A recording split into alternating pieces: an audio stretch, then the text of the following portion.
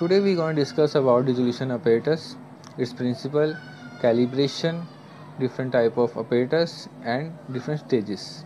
तो सबसे पहले हम जानते हैं इसका प्रिंसिपल क्या है. It used to measure the extent and the rate at which a solid dose is formed, dissolved in a specific liquid, stimulating body's environment. तो डिसोल्यूशन apparatus करता क्या है? पहली चीज़ वो बॉडीज इन्वायरमेंट को स्टिमुलेट करता है, यानी कि मिमिक करता है. दूसरी उसका रेट एंड एक्सटेंट को डिफाइन करता है, किस रेट से एक्सटेंट से वो ड्रग रिलीज़ हो रहा है. और तीसरा वो उसको रिप्रोड्यूसिबिलिटी होनी चाहिए और उसकी क्वालिटी मेंटेन होनी चाहिए. अब हम डिस्कस करते हैं इसकी कैलिब्रेशन के बारे में. तो कैलिब्रेशन में पहले हम फिजिकल पैरामीटर के बारे में डिस्कस करते हैं. तो फिजिकल पैरामीटर में सबसे पहला आता है स्पिरिट लेवल, जो डिसोल्यूशन apparatus है जिस बेस पर वो उसको हमने रखा हुआ है. तो हम स्पिरिट लेवल से चेक करते हैं कि हर पॉइंट पर वो 0 डिग्री आना चाहिए. उसकी लिमिट होती है 0.5 डिग्री. उसके बाद सेकेंड पैरामीटर हमारा आता है टेम्परेचर. उसके लिए हम क्या करते हैं, डिसोल्यूशन apparatus को जार्स को हम पानी से फिल करते हैं और हर क्या कहते हैं जार में टेम्परेचर को नोट करते हैं. उसकी लिमिट होती है 37 ± 0.5 डिग्री सेल्सियस. उसके बाद आता है टाइम इंटरवल.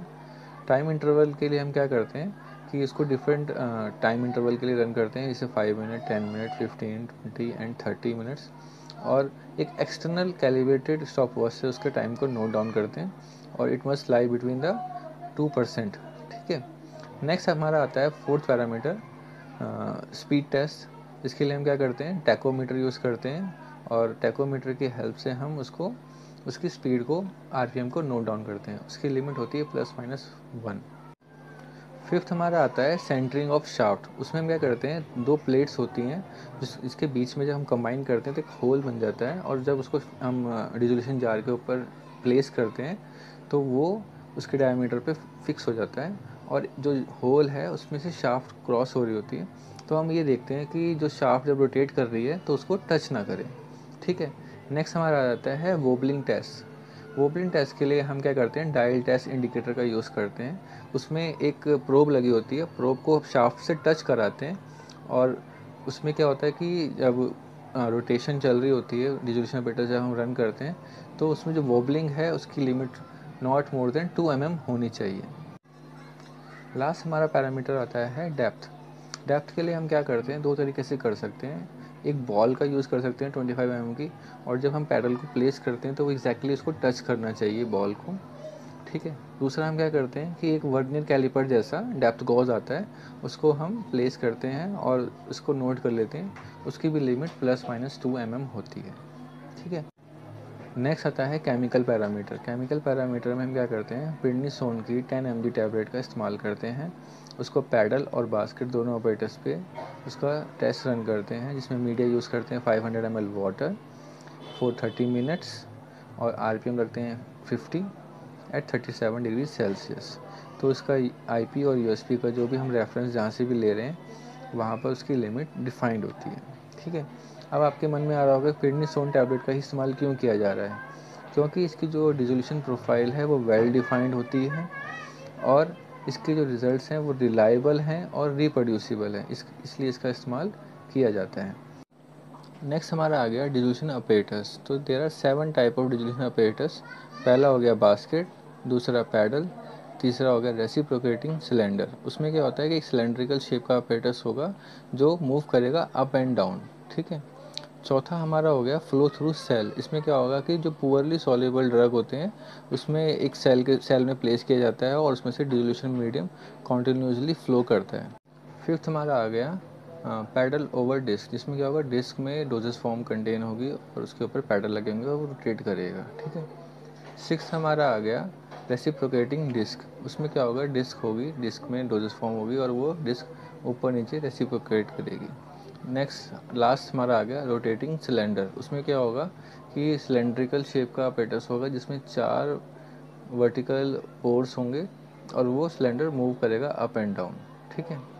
अब हम देखते हैं कि हम कभी पैडल यूज़ कर रहे हैं, कभी बास्केट यूज़ कर रहे हैं.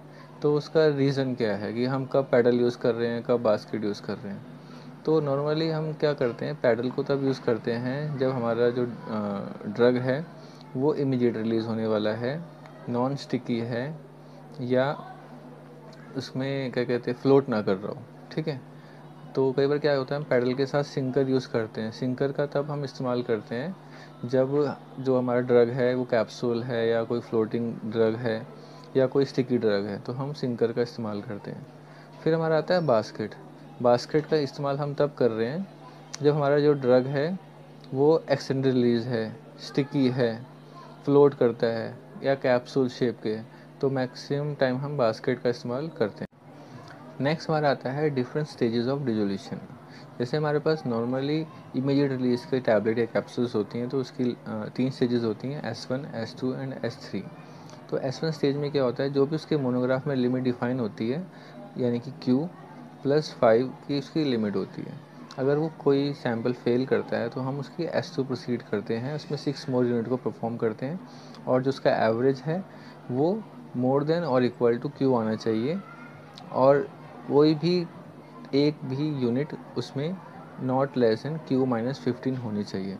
अगर S2 भी फेल हो जाता है तो हम S3 के लिए प्रोसीड करते हैं। S3 स्टेज में 12 मोर यूनिट्स को परफॉर्म करते हैं, और उसका जो एवरेज है वो नॉट लेस देन Q आना चाहिए, और कोई भी 2 unit not less than Q-15 होनी चाहिए, और कोई भी unit not less than Q-25 होनी चाहिए, ठीक है। नेक्स्ट हमारा आता है एसिड रिलीज़ के लिए। उसमें क्या होता है 3 स्टेजेस होती हैं, A1, A2, A3। तो एसिड रिलीज़ में क्या होता है कि नॉट मोर देन 10% की लिमिट होती है, यानी कि A1 अगर 10% से कोई ज़्यादा जाता है यूनिट तो फेल करता है, तो हम A2 के लिए प्रोसीड करते हैं, उसमें 6 मोर यूनिट्स को करते हैं, और उसमें एवरेज जो है वो नॉट मोर देन 10% आना चाहिए, और कोई भी single unit not more than 15 आनी चाहिए। उसके बाद अगर वो भी फेल कर जाता है तो हम A3 स्टेज के लिए प्रोसीड करते हैं विद 12 मोर यूनिट्स। उसमें हम देखते हैं कि एवरेज जो है वो 10% के ऊपर नहीं आना चाहिए, और not more than 1 unit goes above 25%। Next हमारा आता है पूल्ड सैंपल। पूल्ड सैंपल क्या होता है कि जैसे कि कोई सैंपल है, हमने 6 बाउल्स में लगाया, और उसके बाद इक्वल अमाउंट ऑफ सैंपल को हमने इसमें विड्रॉ किया, सैम्पलिंग करी, और उनको मिक्स करके एक पूल्ड सैंपल तैयार किया गया, ठीक है। तो उसकी 3 लिमिट्स कैसे होती हैं। पहली स्टेज में उसकी लिमिट है Q+10 की। सेकंड स्टेज में अगर फर्स्ट स्टेज फेल हो जाती है तो सेकंड स्टेज में उसकी लिमिट है Q+5 की। अगर वो भी फेल करती है तो उसकी थर्ड स्टेज में उसकी जो लिमिट है वो है Q, यानी कि जो एवरेज है वो Q से ऊपर आना चाहिए, ठीक है। उसके बाद लास्ट हमारा बचता है एक्सटेंडेड रिलीज फॉर्म की। उसके लिए क्या होता है कि 3 स्टेजेस इसमें भी डिफाइन की गई हैं, L1, L2 एंड L3। तो L1 में क्या होता है कि जो भी आपकी स्पेसिफिक उसमें जो लिमिट डिफाइन की गई है, इसकी हम यूज़ करते हैं किसी एक्सटेंडेड रिलीज टैबलेट या कैप्सूल के लिए।